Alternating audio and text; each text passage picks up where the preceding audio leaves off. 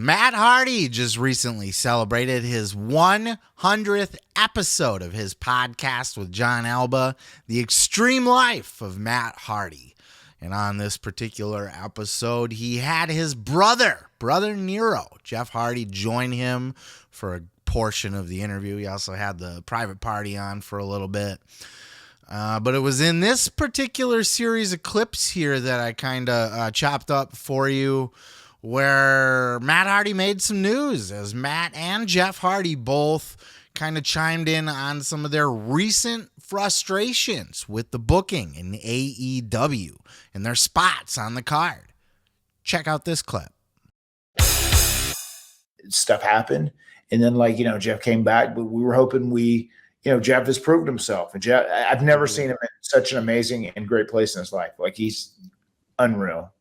And I felt like we would eventually get back in there, especially once they said, okay, well, he's cool, maybe let him, dip his toes in the water. Let's see how he's doing. Let's see how he's getting. And, he's great, and it never happened all the way yet, up to our expectations, what we would like to do. And I'll say, just creatively, just the way we've been utilized, the last 4 months, it's been very frustrating. We've been very patient, but there has been a lot of frustration, the things we've done and kind of how we've been utilized in some ways. I want to own in on the frustrations part you just said. You mentioned that you guys have felt some frustrations since you kind of came back into the fold here as a tag team. Is it frustrations with creative? Is it just not being able to latch on to the right idea? What are we referring to here when we talk about wanting to better your position? Frustration with direction, I would say, more than anything else. There was a couple of times we just want to have a direction and a story and be able to go down that path. We feel like there's been a couple of things that we've kind of talked about doing, over the last few months, and stuff has changed, so that's probably the frustration. I guess that would be a frustration with creative. I just feel like, because we are considered one of the most iconic tag teams, one of the greatest tag teams of all time, with all of our achievements and, all the ground we've broken, all the trails we've blazed. And sure, we're not Matt and Jeff Hardy of 1999 and 2000, but there's so much we can do to help young guys. I think the last time I was in this, extreme dimension of y'all's podcast, I said that in WWE, I felt like I was a ghost just walking around backstage. And honestly, man, I kind of still feel like that in AEW, just because not being involved in something, cool, and I feel like there's something so special that we have within us to really bring out, and that brings me to ego. The lady, that's another wrestler, said you've never had an ego, but I think that's what I need to bring my ego back, 10 times more intense than it was when I was the Antichrist of professional I was wrestling. Chanting Antichrist in the line. Yeah, for sure. Yeah. I think it's a good gauge of if you're fucking up or not as a company, a wrestling company. If the Hardy Boys, if Matt Hardy is complaining to the point where he's taking his complaints to the internet, Matt Hardy's the ultimate optimist. That's all he is positive energy. He's not a bitcher. He's not a complainer. He's not a guy that takes his grievances to the internet. He always looks at things on the bright side, and as you even heard in that clip, he was trying to look on the bright side of things and keep a positive attitude. But once you get to the point where the Hardys are bitching publicly, there's a problem. Now, take it with a grain of salt, because they were scheduled to win the tag team championships and do exactly what Matt is talking about. Be a prominently featured tag team that is given just enough credibility to be able to pass that credibility on, give the rub to the younger people, and help a bunch of other teams come up. And at the time that was going to happen, AEW had arguably the greatest tag team roster ever assembled since the 80s of professional wrestling. Back when, the Legion of Doom and the Rockers and the Hart Foundation and Demolition and fucking, holy shit. Arn and Tully, all of them. You know what I mean? That was a stacked card of tag teams. But you look at, I'm sure I'm forgetting some good ones from back then. That's just WWF, not to mention Rock and Roll Express and the Midnights and all of them.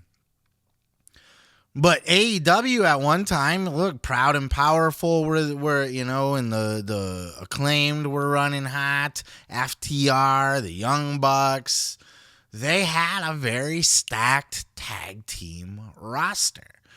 And I think it has fallen off completely since then. But look, they were scheduled for that run as tag team champions, and guess what fucked it up?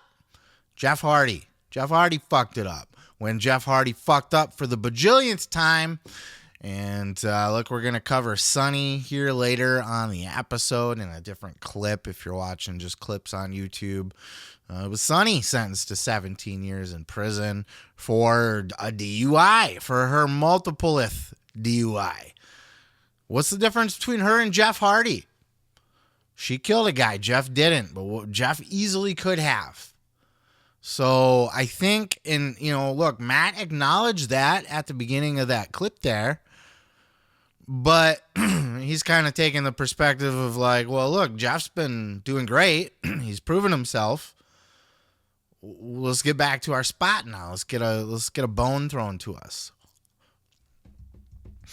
I don't blame Tony Khan for being apprehensive or just not having. Maybe, you know, he's got so many wrestlers, and look, the Hardys were out of the picture for such a long time that now, like, you know, we'll squeeze you in when we got time for you kind of thing, which is not great either. If you don't got time for the Hardys on 3 shows. But look, the Hardys, they're there now, and they seem optimistic about the direction that they could be going. They seem like they want to do a heel turn. They want to use their public frustrations, and this could all be a work. This could be them setting the seeds for turning heel and being frustrated on TV. And I would do that, actually. I would book them as a heel team. It would give interest in the Hardys again, but they got to be dangerous heel teams, you know, despicable. They got to, like, carry their chairs around because of the TLC matches, right? And they got to be going around just assaulting people with chairs, beatdowns of other tag teams in the locker room and that sort of thing. And just, they're frustrated. They want their spot, and they're going to take people out till they get their spot. That would be a fun little angle for the Hardys, and I like that. But I think they should have a prominent spot. I think they're right. As the Hardy Boys, as legends, as icons, as in the twilight of their career here where they still have something left to give, they should be giving it. And that's why you pay them a shit ton of money and have them on their roster, on your roster, is to utilize that history of them to help bring up new people. They've tried with the Private Party a little bit, but Private Party's not going anywhere anytime soon up the card.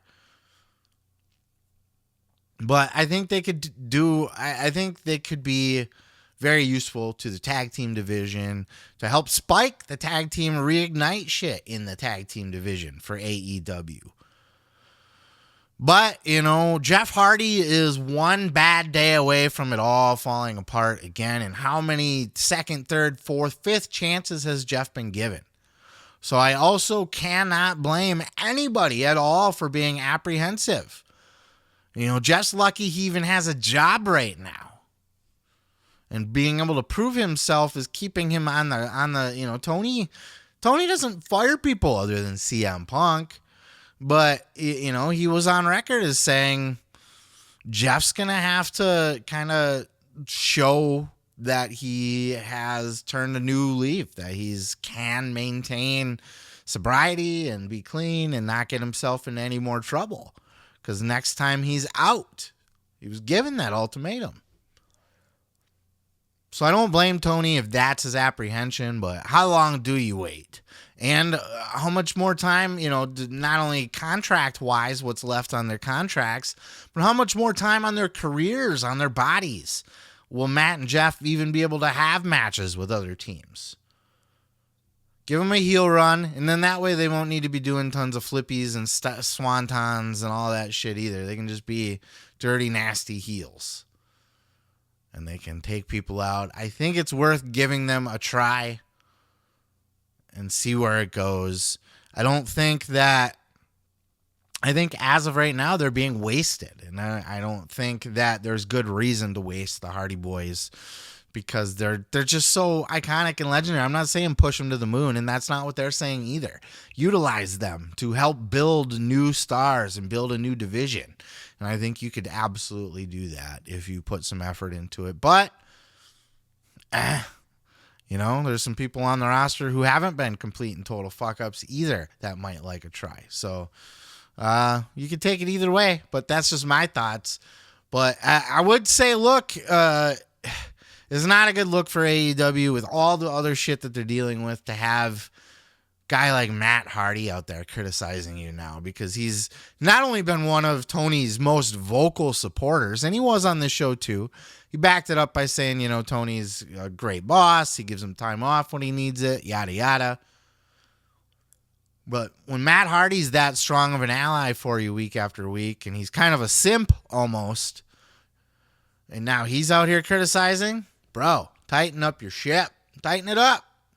These conversations should be happening backstage, and the fact that they're now happening in public means that they're either that door is not being opened, or you're just not being receptive to what they're being told, or you're not being clear.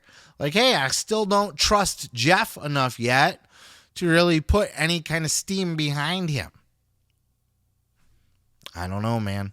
Let me know your thoughts down in the comments below. How would you utilize the Hardy Boys? Do you like my idea and what kind of sounded like it was their idea too, to turn them heel, vicious heels, and kind of use that to give them credibility, but also build up the tag team division around them and the younger guys? Or do you think they're overrated, washed up, and it's probably better that they're off the card or just on Rampage for smaller matches? Or do you think Jeff Hardy just hasn't earned it yet? Or maybe it should just be lucky he has a job at all? I want to know all of it. Let me know your thoughts down in those comments below. I'm going to go ahead and move on to the next. That's what it is, right? It's, oh, yeah. Let me tell you something, brother. You can check out full episodes each and every Sunday right here on this channel, dude. Don't forget to like, don't forget to subscribe, and don't forget to take your vitamins and say your prayers, brother.